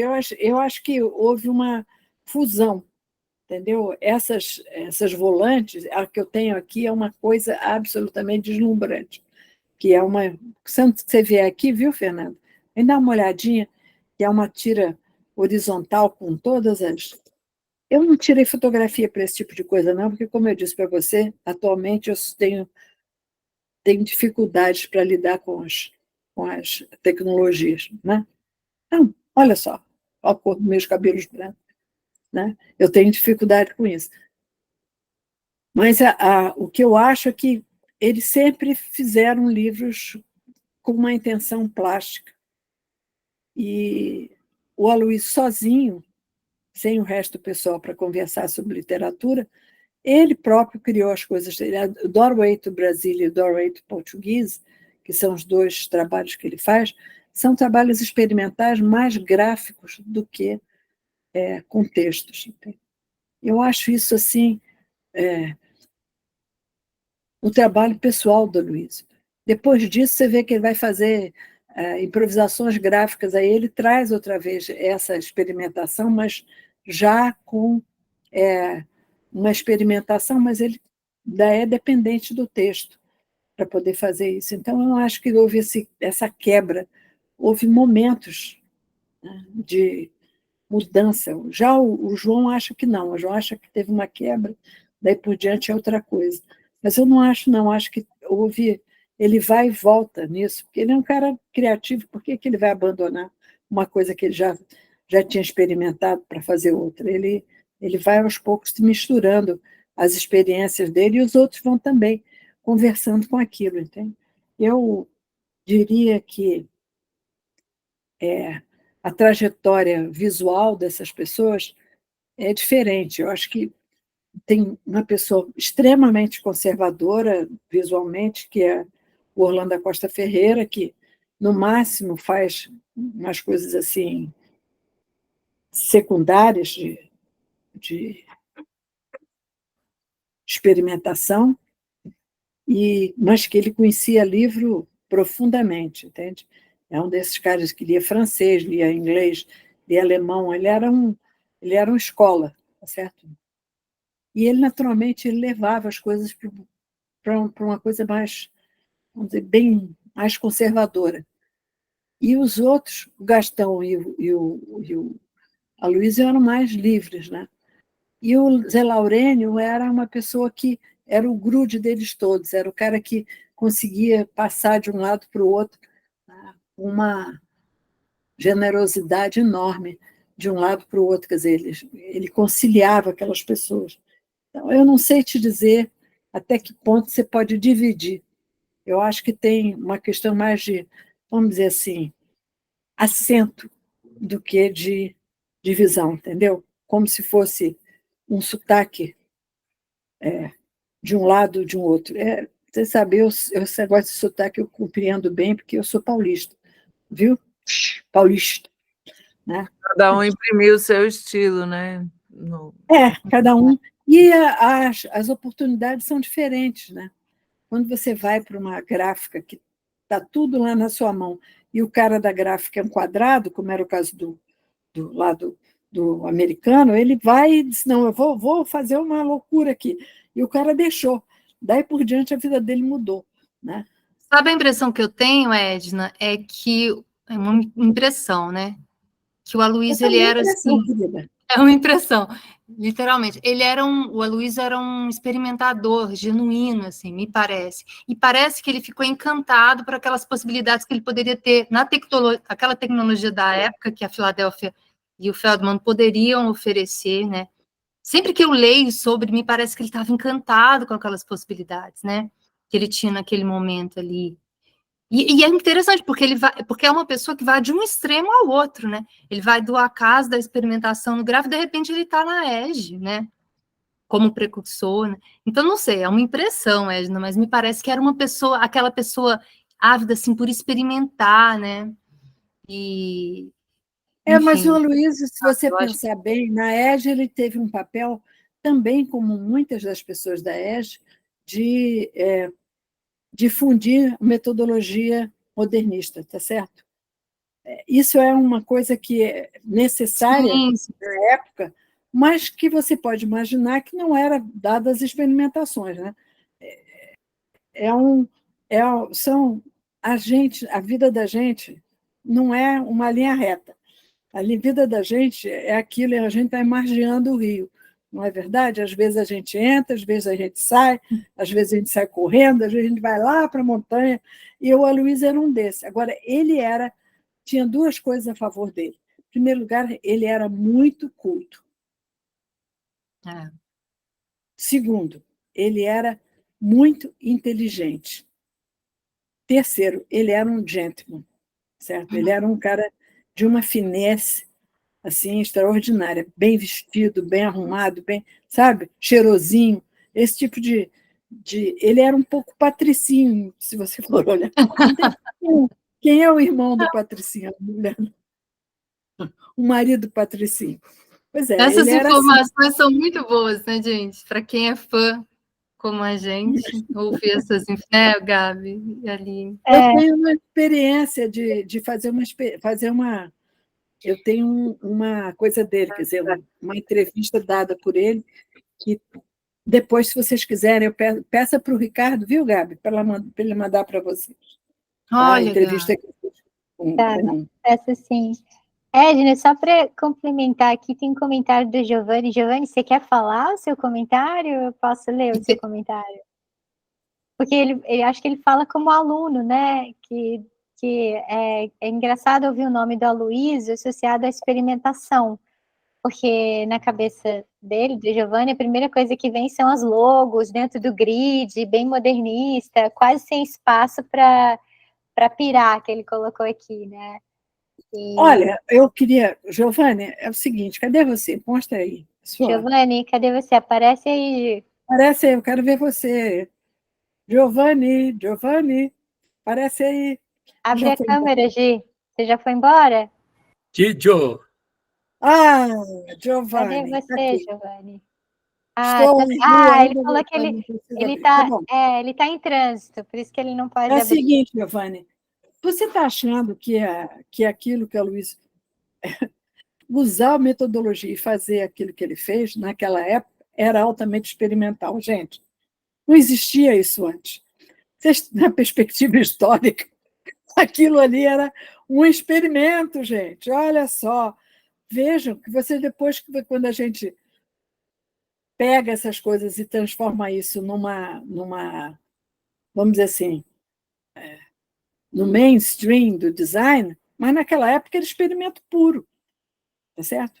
Eu vou dizer para vocês, eu fiz meu primeiro projeto de identidade visual, sei lá o que estava acontecendo, fui fazendo do jeito que eu podia, né? Vocês vejam, eu sou dessa primeira geração, ou melhor, a EGE tinha uma primeira geração, depois veio o pessoal da segunda geração da EGE, eu sou mais ou menos terceira geração da EGE.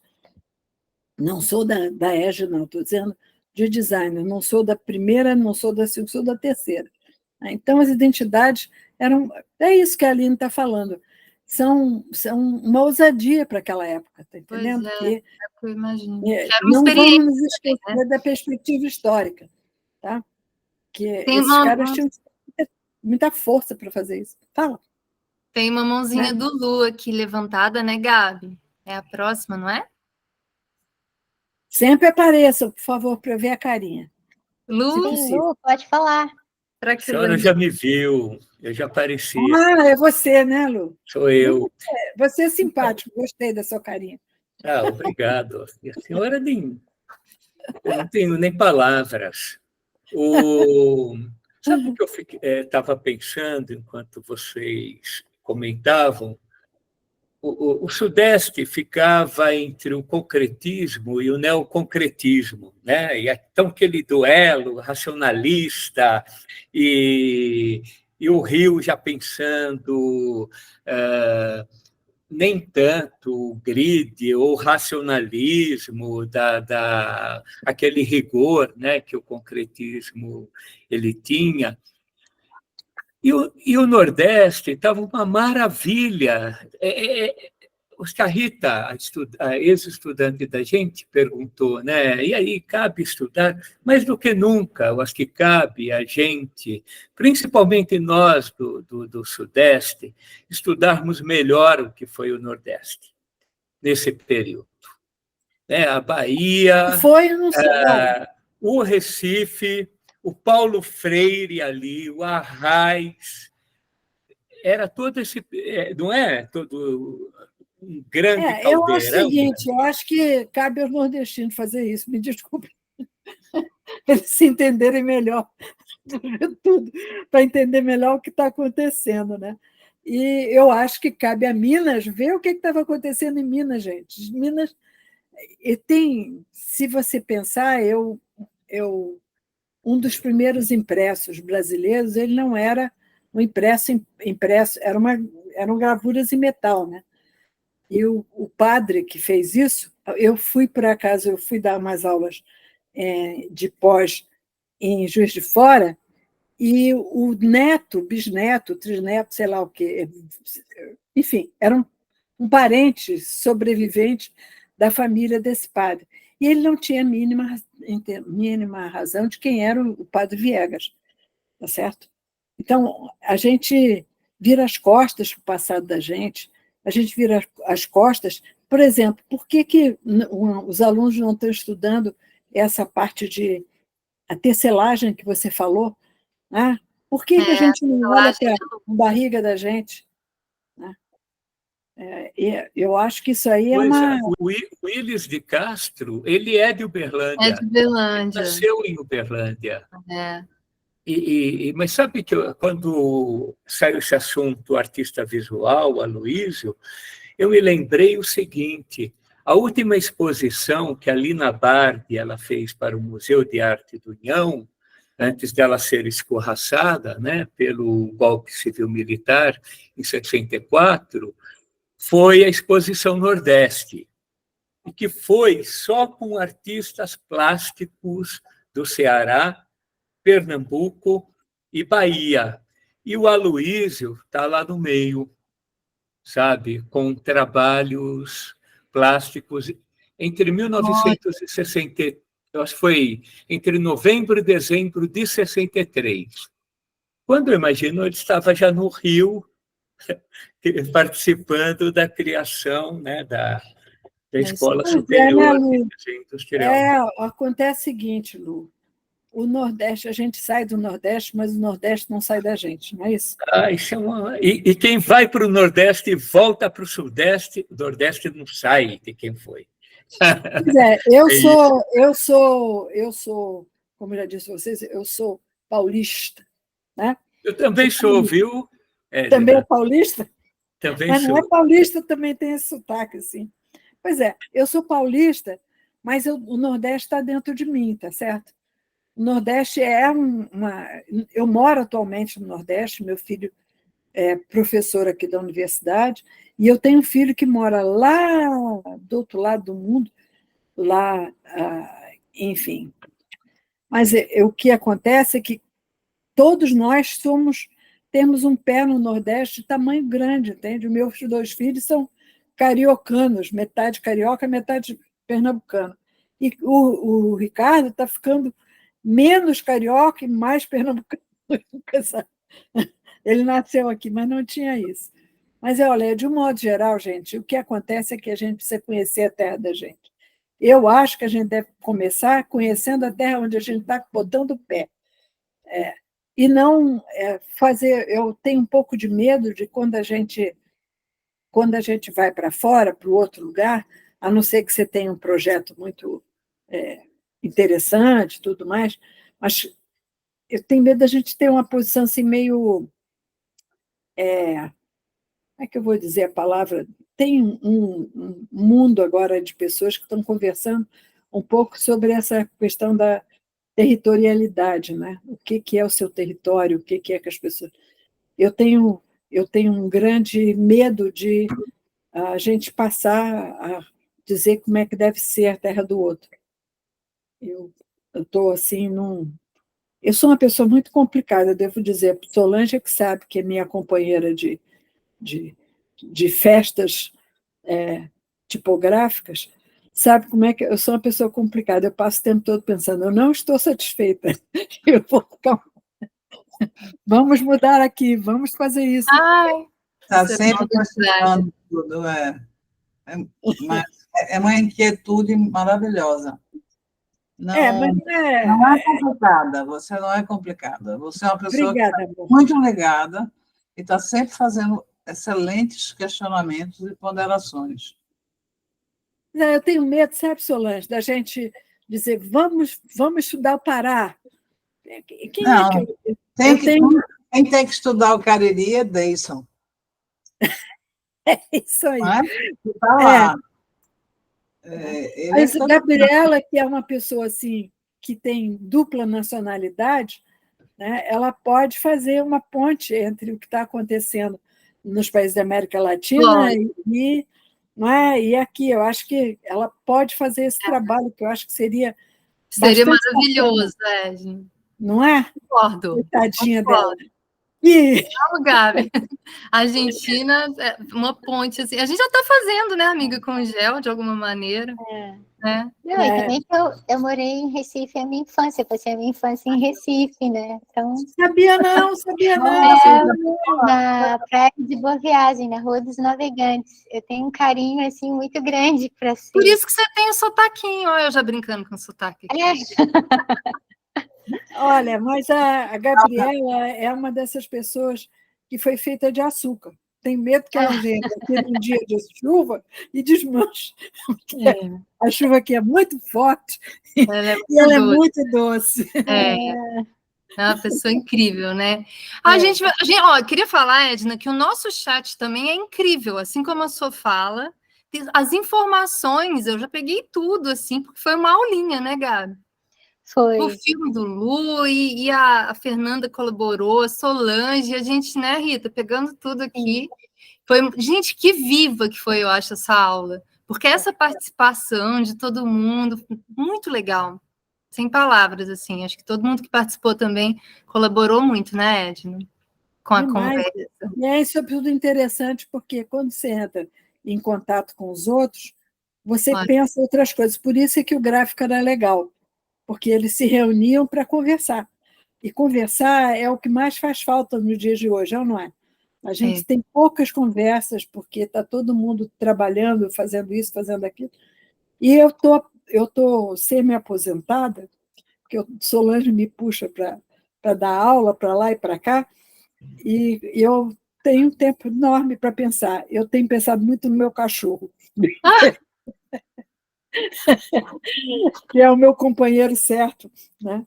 Mas eu acho que, fora de qualquer brincadeira, eu acho que vocês, se vocês quiserem me aceitar no GEL, eu gostaria muito de participar. Nossa. Assim como convido vocês, aqueles que tiverem nesse mood, também a trazerem seus trabalhos para o grupo dos memoráveis, que eu acho que alguns de vocês já fazem parte. A Fernanda, tenho certeza que sim. Eu não sei se todos vocês já fazem, que é um grupo de estudantes de memória gráfica, de uma ou de outra forma, ou pesquisadores ou interessados, enfim. Eu adoraria, viu, Edna? Já estou aqui falando que sim. Legal. Então, procura lá o pessoal, eu não sei nem como é que se entra nisso. Solange, como é que faz? Renata. É um grupo de pesquisa. Memória gráfica, a gente já... É um grupo de pesquisa chamado Memoráveis. que tem 3 linhas. A coordenadora geral é Camila Brito, Camila Vasconcelos Brito, que é do Centro Acadêmico do Agreste, que é do grupo lá de Caruaru, né? E esse grupo tem 3 linhas e hoje já está com quase 50 pesquisadores fazendo parte, do Brasil inteiro. Então, para se candidatar, tem que ser uma conversa com Camila, né? Enviar o currículo e tal. Mas eu realmente não posso falar e convidar. Normalmente é uma indicação de dessas pessoas que fazem parte do grupo de convidar mais alguém. E assim ele nasceu e foi crescendo, e não só a gente tem pesquisadores, professores e tal, como tem também profissionais que trabalham com o campo da memória gráfica, produzindo artefatos e etc. Então, é muito interessante. Eu acho que tem eu acho que até valeria a pena vocês verem, porque eu acho que é um grupo que pode servir de modelo para outros grupos, pela maneira com que ele acolhe e divulga os trabalhos de memória gráfica, porque essa é uma das questões que eu acho que é importante, é que a gente seja capaz, vocês serem capazes de falar sobre o que vocês estão estudando no livro, né? Que linhas são essas, como é que vocês estão falando, quer dizer, porque isso é importante. Vamos dizer, a academia ela é uma caixa fechada, muitas vezes, né? A gente não consegue conversar com o vizinho, e essa é tão importante, quer dizer, por isso é que depois das conferências e tudo mais, é tão gostoso, por causa disso. A gente está aqui, na verdade, conversando depois que é a conversa que o gráfico tinha, está entendendo? Eu queria agradecer a vocês todos por terem me recebido com tanto carinho, e tem aí você, Cris, está entrando no meu coração, mas a Aline está deitada assim, de odalisca. Obrigada, Aline, a luz, esse é a luz, né? Esse é a luz feminina, né? Estamos muito felizes, viu, Ed? Fala, querida. Gabi, né? A Gabi é essa figura que vocês conhecem. Além de tudo, a Gabi ainda tem um parceiro que mora no meu coração de baby doll. Ele mora no coração. Que vocês sabem que o Cláudio é um ex-orientando, essas coisas que você sabe que quando as pessoas ficam, olha, quanto coraçãozinho ele me deu, viu? Então, eu tenho uma... Sonhos são muito incríveis, né, gente? A gente se conecta, né? Porque... O número infinito. Eu, na verdade, acho que todas essas coisas que a gente tem de fazer, eu sou uma pessoa muito... Eu acredito que a gente deve trabalhar com prazer e amor. Qualquer outra coisa que não for assim, deixe para os engenheiros. Eu adoro. Essas falas da Edna, eu acho que deixam a aula dela mais gostosa ainda, e essa conversa, né, Edna? Mentira, tem tanto engenheiro. Olha, um dos grandes poetas pernambucanos era engenheiro, né? Então, você não é assim, não. Tá? Então, é isso. Então, muito obrigada. O Giel está de portas abertas para você, viu? Joaquim Cardoso. Só entrar, né, Gabi? É o Joaquim Cardoso, né, que a senhora falou. Joaquim Cardoso, exatamente. Joaquim Cardoso era engenheiro, maravilhoso poeta. Então, não vou usar... essa brincadeira não pode ser... Ele escrevia peça de teatro também, não escrevia, não? Deve ter feito tudo isso, meu filho. Eu também não, eu li pouco o Joaquim, mas eu li poesia dele, não li essas coisas. Essa altura dos acontecimentos, eu estou começando a esquecer o que eu não tenho de reler tudo. Olha aqui, ó, o cabelinho. Edna, os estudantes da UFO estão te agradecendo aqui, representados pela Renata. Estão falando, obrigada, né, várias coisas, agradecimentos, está tudo aqui no chat. Tem muito texto, né, Gabi, aqui no chat. Não sei se a Edna está conseguindo ver. E a Solange também está passando aqui as informações sobre memoráveis, né? E é isso, né, Gabi? A gente vai deixar a porta aberta do GEL, né? Para a Edna e para todo mundo que queira conhecer mais o grupo. E agradecer a participação de todos vocês que vieram hoje, agradecer muitíssimo a Edna. Edna, eu tinha certeza que a gente ia sair daqui mais preenchido, mais amantes dos livros do que antes, e apaixonados por você e pelo que você tem para compartilhar. E estamos muito contentes, eu acho que a gente finaliza mais uma reunião, assim, com muito aprendizado, muita partilha, e entendendo que, assim, tem muita coisa ainda para pesquisar, muita coisa ainda para a gente aprender e entender, e eu não sei se a Aline quer dar um tchau para o pessoal. Quero sim, quero agradecer também em nome do GEL, a participação de todo mundo, né, o carinho, para receber a professora Edna, que a gente ama tanto, e que a gente sente tanta saudade, né, por estarmos longe agora. E é isso, muito, muito feliz por essa noite. Muito obrigada. Grata também pela participação de todo mundo, né, que veio aqui a brilhantar essa noite. Vamos fechar, né? Isso, eu vou fechar então aqui a gravação, encerramos por hoje. E é isso, pessoal, fiquem